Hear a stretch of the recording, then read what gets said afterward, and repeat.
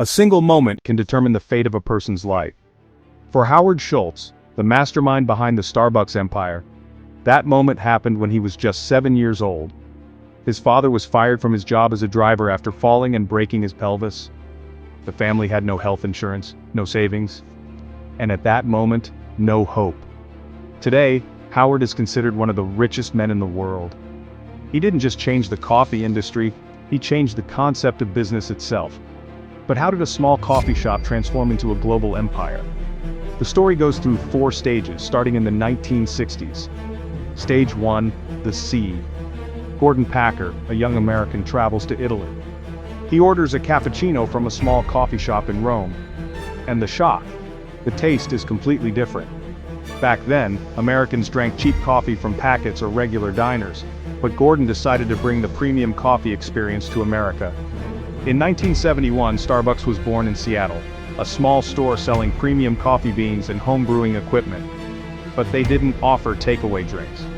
Growth was slow. By 1981, they had only 4 locations, but they caught the attention of a man who would change everything. Phase 2, the new vision. Howard Schultz, vice president of a supply company, happened to visit a Starbucks store and drank their coffee. It was a light bulb moment. Howard wanted to join the team, but the founders turned him down. Even his mother told him, "You have a secure future. Don't risk a startup." After a year of urging, they agreed. Little did they know that this decision would change history. Phase 3, the revolution.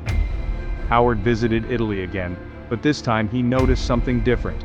Coffee isn't just a drink, it's a human experience. In Italian cafes, the servers know the customers' names. People sit for hours working or chatting. Howard wanted to bring this culture to America, but the founders of Starbucks rejected the idea. "We're coffee sellers, not a cafe." So Howard decided to leave and start his own company, Il Giornale, Italian for newspaper. Once again, everyone laughed at him. Who would pay $3 for a cup of coffee? The price was 50 cents.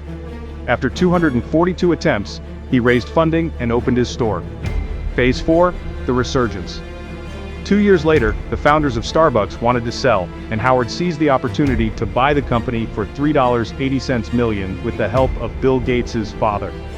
His first decisions as CEO transformed Starbucks from a bean shop into an upscale coffee shop. Merge Il Giornale under the Starbucks name. Then began the crazy expansion. 1987 to 17 stores. 2000, 3,500 stores, opening one every 5 hours.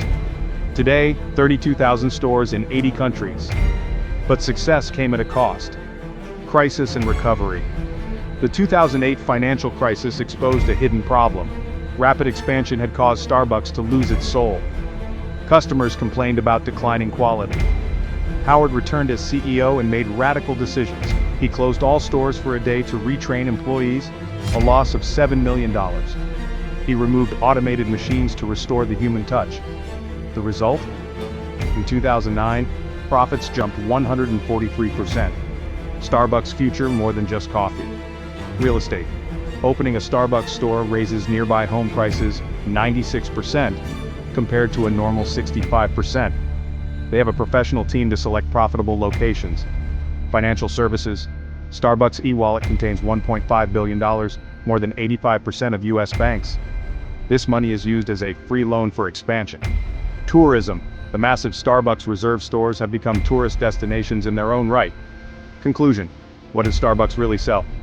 The answer, it's not the coffee, it's the experience. Howard understood that people don't buy a product, they buy a sense of belonging, comfort, and well-being. If Starbucks were just a coffee shop, it would have collapsed long ago.